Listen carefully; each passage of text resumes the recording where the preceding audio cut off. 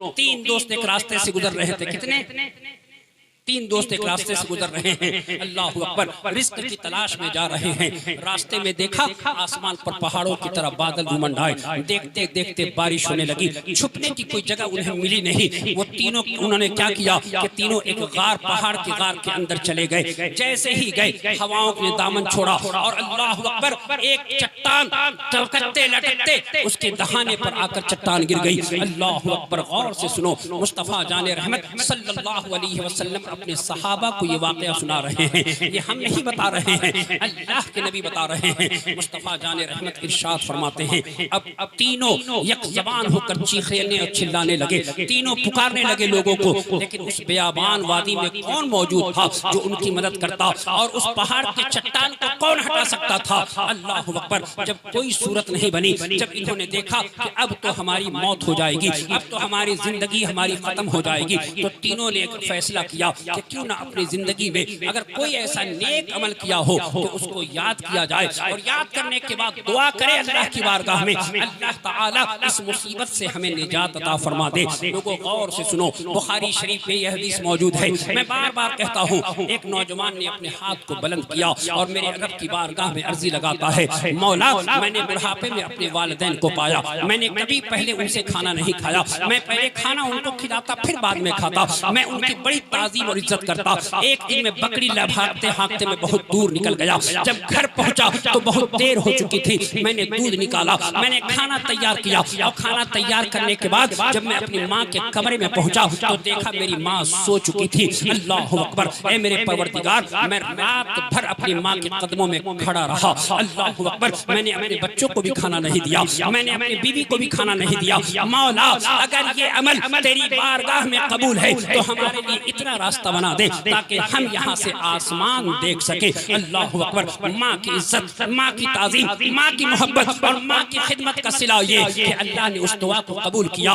और पहाड़ जो चट्टान वहाँ आग के लटक गया था, धीरे से खिसका और उसने देखा आसमान। अब जरा गौर से सुनो दूसरी बात। अल्लाह अकबर, दूसरा कहता है, मौला परवरदिगार, मैं अपने चचाजाद बहन पर आशिक हो गया। ये लोगों, आज तो हमारे मजहब इस्लाम से जो चीजें नहीं आनी चाहिए थी वो हमारे यहाँ आ गई। अल्लाह अकबर, पर्दे का एहतमाम हमारे यहाँ खत्म हो गया, उलमा की ताज़ीम हमसे जाती रही, मिंबर शरीफ का वक़ार रूठता चला जा रहा है। अल्लाह अकबर, जरा गौर से सुनो, मुस्तफा जाने रहमत इरशाद फरमाते हैं कि वो नौजवान कहता है कि मैं अपनी चचाजाद बहन पर आशिक हो गया, और मैं एक दिन उसके पास पहुंचा और उससे मैंने कहा कि मैं तुमसे मिलना चाहता हूं। उसने कहा 100 दीनार लेकर आ जाना, मैं तुमसे मिल लूंगी। रात की तन्हाई में मैं उसके पास पहुंचा, 100 दीनार मैंने उसको पेश किया। जब उसके करीब पहुंचा तो वो मैं पीछे हट गया, और परवरदिगार, मैं इसलिए पीछे हट गया कि तेरे जहन्नम के खौफ ने, तेरे आग के खौफ ने,